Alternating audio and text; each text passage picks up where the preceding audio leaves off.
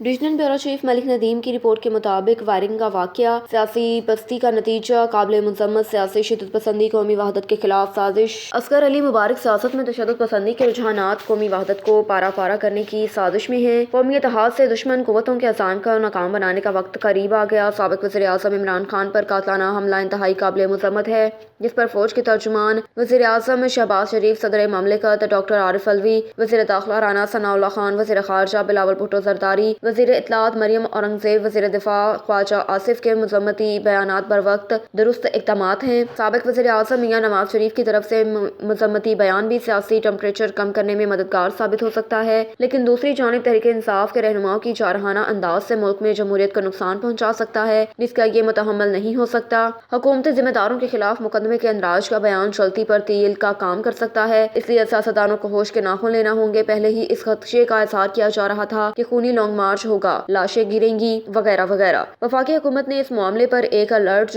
جاری کیا تھا، جس میں عمران خان کو کنٹینر پر حفاظتی شیشہ لگانے کی تجویز تھی، لیکن اس پر عمل درآمد نہیں کیا گیا۔ بتایا جاتا ہے کہ پنجاب حکومت کی 50 پولیس کمانڈوز گاڑیاں ساتھ ساتھ تھی، اس کے باوجود یہ واقعہ پیش آیا۔ اس تحقیقات ضرور کرنی چاہیے۔ اس حوالے سے وفاقی حکومت نے اعلیٰ تحقیقاتی کمیٹی بنانے کا مطالبہ کر دیا۔